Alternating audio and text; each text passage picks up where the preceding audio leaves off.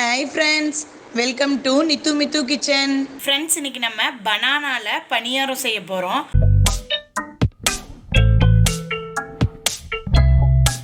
நம்ம சேனலை இன்னும் சப்ஸ்கிரைப் பண்ணாதவங்க சப்ஸ்கிரைப் பண்ணிக்கோங்க. வாங்க வீடியோக்குள்ள போலாம். அதுக்கு 2 பனானா, 100 grams பச்சரிசி, 1 டீஸ்பூன் துவரம்பருப்பு, 1 டேபிள்ஸ்பூன் உளுந்தம்பருப்பு. பச்சரிசி, துவரம்பருப்பு, உளுந்தம்பருப்பு இந்த மூணையும் ஒரு 2 hours நல்லா ஊற வச்சுக்கலாம். 2 hours ஊறின பச்சரிசியை நல்லா நைஸாக அரைச்சிக்கலாம்.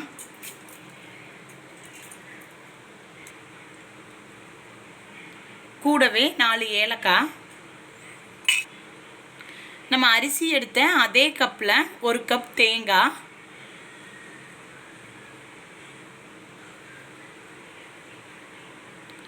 2 பனானா, நல்லா பெருசாக 2 பனானா எடுத்துக்கலாம்.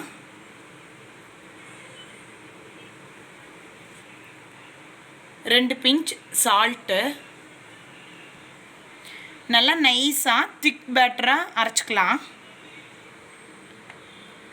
இப்போ நம்ம ரைஸ் தேங்காய் எடுத்த அதே கப்பில் 1 கப் வெல்லம் எடுத்துக்கலாம்.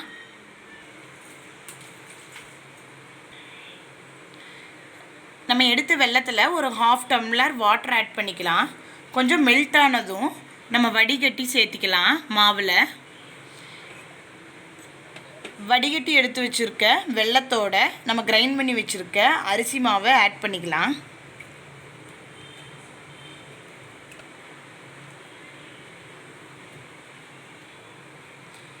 இப்போ நம்ம அரைச்சி வச்சுருக்க மாவையும் வெல்லப்பாகையும் நல்லா மிக்ஸ் பண்ணிக்கலாம்.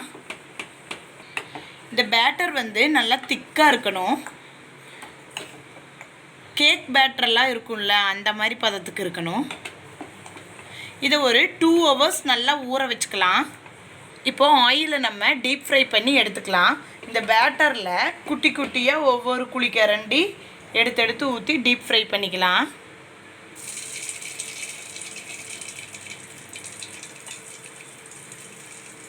சிம்மில் வச்சே ஃப்ரை பண்ணி எடுத்துக்கலாம்.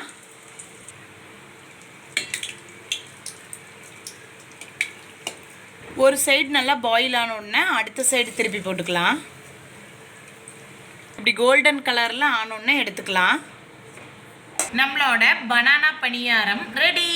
இந்த வீடியோ உங்களுக்கு பிடிச்சிருந்ததுன்னா நித்து மித்து கிச்சனுக்கு லைக் கொடுங்க, ஷேர் பண்ணுங்கள், சப்ஸ்கிரைப் பண்ணுங்கள்.